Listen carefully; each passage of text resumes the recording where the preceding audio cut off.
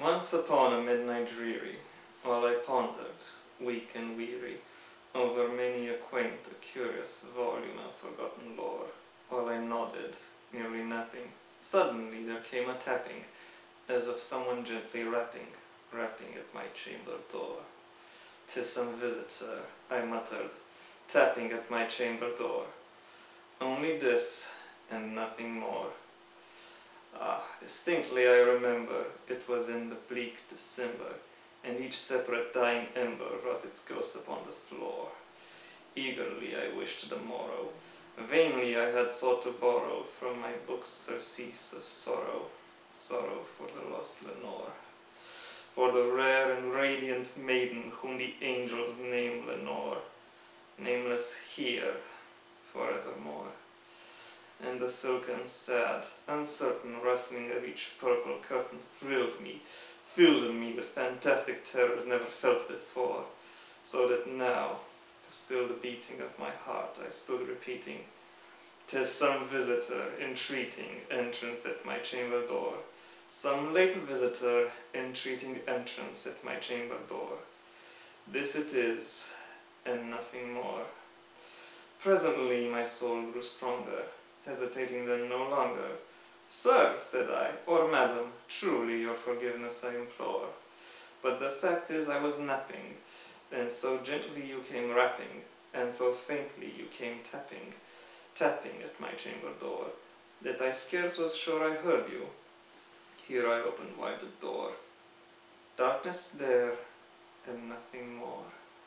Deep into that darkness peering, long I stood there wondering, fearing, doubting, dreaming dreams no mortal ever dared to dream before. But the silence was unbroken, and the stillness gave no token, and the only word there spoken was the whispered word, "Lenore."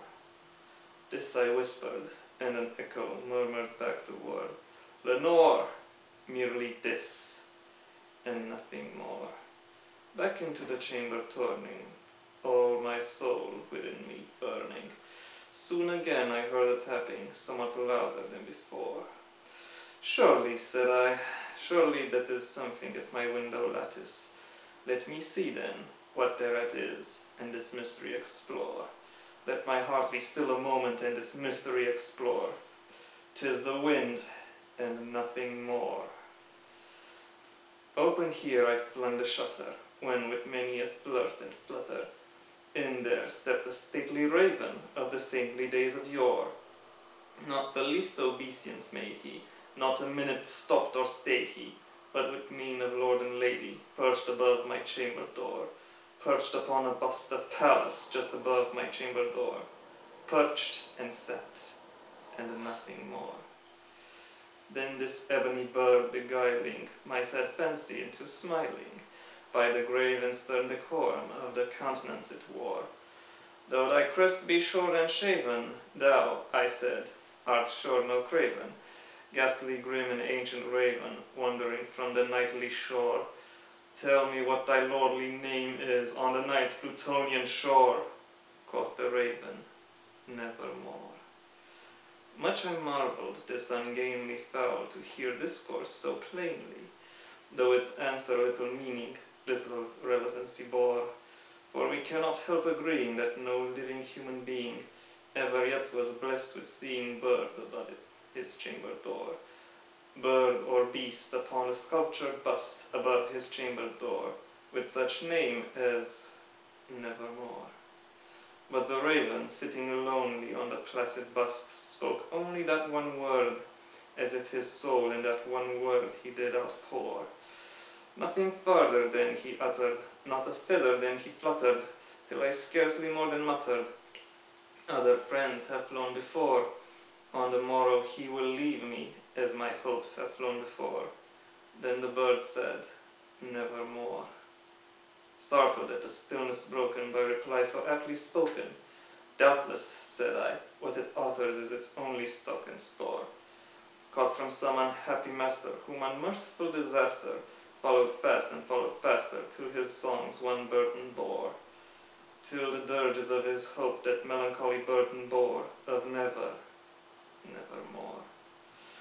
but the raven still beguiling all my fancy into smiling.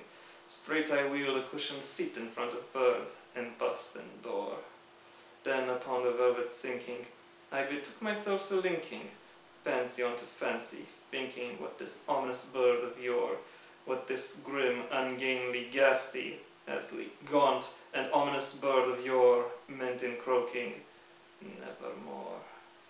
This I sat engaged in guessing, but no syllable expressing, to the fowl whose fiery eyes now burned into my bosom's core.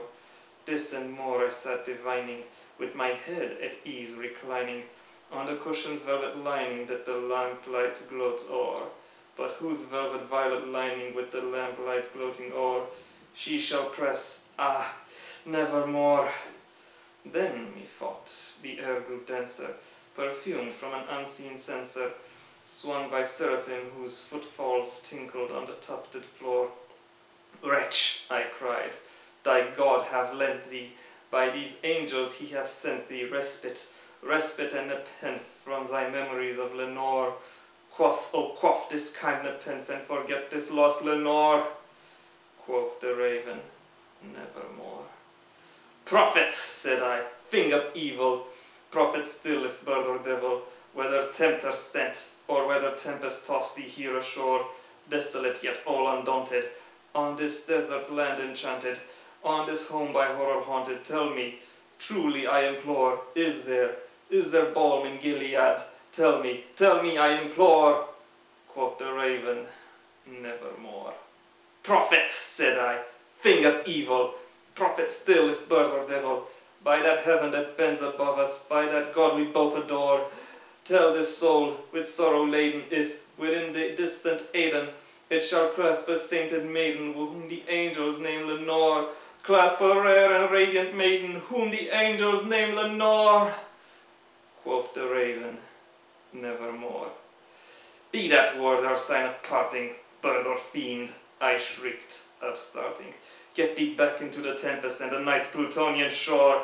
Leave no black plume as a token of that lie thou soul have spoken. Leave my loneliness unbroken. Quit the bust above my door. Take thy beak from out my heart, and take thy form from off my door. Quoth the raven, nevermore. And the raven, never flitting, still is sitting, on the pallid bust of Pallas, just above my chamber door. And his eyes have all the seeming of a demon's that is dreaming, and the lamplight o'er him streaming throws his shadow on the floor. And my soul from out that shadow that lies floating on the floor shall be lifted, never